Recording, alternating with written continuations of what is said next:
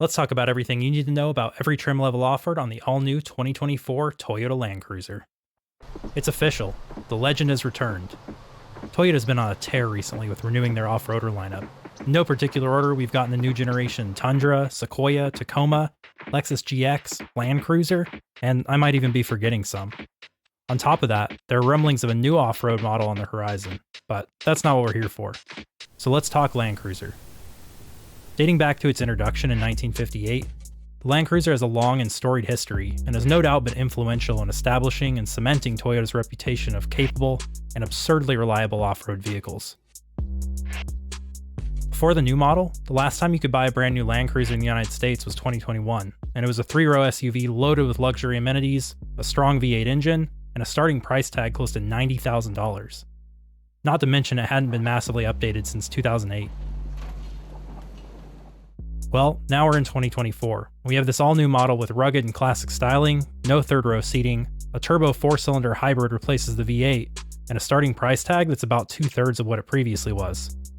This is clearly aimed at a different audience than the last model, but is it right for you? And if it is, which trim level is the one you want?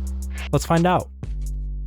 In this video, we'll be covering engine and drivetrain, off-road specs, standard features and standard safety features, each trim level offered along with the pricing, available options, and available interior and exterior color options. We'll wrap up with our top picks where we tell you which one we might choose. Let's do it. Rarely does covering the engine of an SUV have the potential to cause such divisiveness, but I have a feeling there are some very strong opinions here. The only available engine here is an iForce Max 2.4-liter turbocharged inline 4-cylinder hybrid powertrain. Taking out the V8 in favor of a turbo 4-cylinder hybrid is quite the move. We'll have to wait and see how the long-term reliability shakes out, but at least numbers-wise, this seems like it could be a pretty significant upgrade. The old 5.7-liter V8 was rated at 381 horsepower and 401 pound-feet of torque, while achieving an EPA combined estimate of 14 miles per gallon. This new powertrain does see a dip in horsepower to 326, but manages a whopping 465 pound-feet of torque. All that while boosting fuel economy to a combined rating of 23 miles per gallon. Unlike some other hybrid Toyota models, we'll not get a CVT here, but instead a proper 8-speed automatic. All Land Cruisers will come standard with an integrated towing receiver hitch and wiring harness with a 4 and 7-pin connector, trailer sway control, and a max towing limit of 6,000 pounds. You'll get a full-time 4-wheel drive system with a lockable limited slip differential that provides power continuously to the front and rear axles. Plus, you'll get an electronically controlled 2-speed transfer case and 8 inches of ground clearance. You'll be able to switch between sport, normal, and eco drive modes for on-road usage. Off-road, you'll be able to switch between auto, dirt, sand, mud, rock, and deep snow modes, depending on your terrain. If that isn't enough to get you through some sticky situations, you'll also have a crawl control feature and electronically controlled locking front and rear differentials. Top it all off with a stabilizer disconnect mechanism, you've got just about everything you could ask for in an off-roader. Standard features will include a black Toyota Heritage grille, a rear Land Cruiser badge, front skid plate with engine, transmission, and transfer case protection, front and rear frame-mounted tow hooks, front LED integrated fog lights, integrated LED daytime running lights, rain-sensing wipers, a windshield wiper de-icer, and privacy glass on the rear side, quarter, and liftgate windows.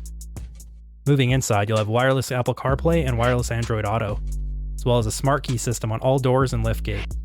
You'll have push-button start, remote keyless entry, power door locks, power windows with one-touch auto up-down in all positions, an auto-dimming rearview mirror with a compass and home link, an overhead console with LED illumination and LED map lights and sunglasses storage, one 12-volt auxiliary power outlet, a 120-volt AC power outlet in the rear cargo area, a 2400-watt AC inverter, 6 USB ports, second row and cargo area LED lighting, heated front seats, 3-zone automatic climate control with individual temperature settings for driver, front passenger, and rear seat passengers, a separate second row climate control panel, a leather trim shift lever, and 8 cup and bottle holders.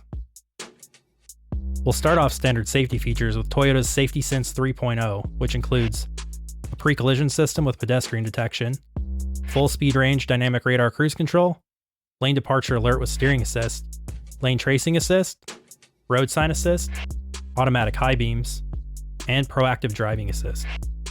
You also get Toyota's Star safety system, which includes vehicle stability control, traction control, anti-lock braking system, and electronic brake active traction control. You also get 10 airbags, lower anchors and tethers for child seats, child protector rear door locks and power window lockout control, a backup camera, front and rear parking assist sonar, an anti-theft system with an engine immobilizer, blind spot monitor with rear cross traffic alert and trailer merge warning, safe exit alert, and a tire pressure monitoring system with direct pressure readout and individual tire location alert. Now let's talk trim levels. We'll start with the 1958 trim, starting at $55,950, which will be the cheapest way to get your hands on one of these all-new Land Cruisers. You'll get Heritage circular LED headlights, 18-inch dark gray metallic alloy wheels, 245 width tires, cloth seats, 6-way manually adjustable driver's seat, a 4-way manual adjustable passenger seat, a manual tilt and telescoping steering wheel, a digital gauge cluster with a 7-inch multi-information display, an 8-inch touchscreen, and a 6-speaker audio system. Available exterior colors for the 1958 trim will be black, meteor shower, or ice cap. Your only interior option will be black cloth. Now let's step up to our next trim, starting at $61,950. That's $6,000 more than the 1958 trim. This might be a top trim's first, but this trim has no specific name. It's just called Land Cruiser. But you will get some pretty significant upgrades here. The most noticeable difference is the headlights. The mid trim, or the Land Cruiser trim, is the only trim in the new Land Cruiser that gets rectangular LED headlights versus the more classic looking round headlights on the base 1958 trim and the top trim. I have a feeling the round headlights will be much preferred, and the parts department will be selling a lot of the parts to convert these. I don't know, let me know in the comments what you guys think. You'll also get 18-inch matte gray alloy wheels and some wider tires with 265 width versus 245. A new and exciting feature for this model is the Rigid Industries LED color selectable fog lights. So you can actually change the fog light color from a brighter white to yellow to help you see in different conditions. The other exterior upgrades here will be roof rails and a power liftgate. On the inside, you'll notice a huge difference with both a bigger digital gauge cluster and a bigger infotainment screen, with them both coming in at 12.3 inches. On that bigger screen, you'll be able to better view the enhanced multi-terrain monitor with selectable front, side, or rear views, and you'll have some better audio with 10 speakers. All-weather floor mats will be standard here, as well as soft-tex seating instead of cloth, and you'll have 8-way power adjustment and lumbar support for the driver, and 6-way manual adjustment for the passenger. Front row passengers will also have heated and ventilated seats, and the driver will have a power tilt and telescoping steering wheel. Available options for the Land Cruiser trim will include $850 for a moonroof. For $1,240, you can upgrade to 20-inch wheels. If you want to drop an additional $4,600 for the premium package, you can totally deck this thing out. That'll include a 14-speaker JBL premium audio system, illuminated entry, digital key capability, power moonroof, center console cool box, a digital rearview mirror, wireless charging, leather seats, position memory for the driver's seat, a head-up display, lane change assist, front cross traffic alert, and traffic jam assist. Exterior color options here will include black, meteor shower, ice cap, underground, windchill pearl for an additional $425, and you also have some two-tone options for an additional $350. You can get trail dust with a grayscape roof or heritage blue with a grayscape roof. Interior color options will be Java Softex or Black Softex. If you opt for that $4,600 premium package, you can get Java leather or black leather. If the last two trims weren't quite special enough, let's talk about the one that might fit the bill. Here we have the first edition starting at $74,950. That's a $13,000 jump. Some of the exterior differences here will be a return to the circular LED headlights from the rectangular headlights. You'll have 18-inch matte black wheels, front and rear heavy-duty mud guards, a special first edition front skid plate, rock rails, and a roof rack with a cargo basket. It will also include all the features from the premium package of the Land Cruiser trim as standard, which again includes a 14-speaker JBL premium audio system, illuminated entry, digital key capability, a power moonroof, a center console cool box, a digital rearview mirror, wireless charging, leather seating, position memory for the driver's seat, a head-up display, lane change assist, front cross traffic alert, and traffic jam assist. Unique to the first edition, you'll have a manual cushion length adjuster and a panoramic view monitor. Exterior color options for the first edition will be Meteor Shower, Black, or the two-tone options for an additional $350, which again are Trail Dust with a grayscape roof, or Heritage Blue with a grayscape roof. The only interior color option here will be Black Leather.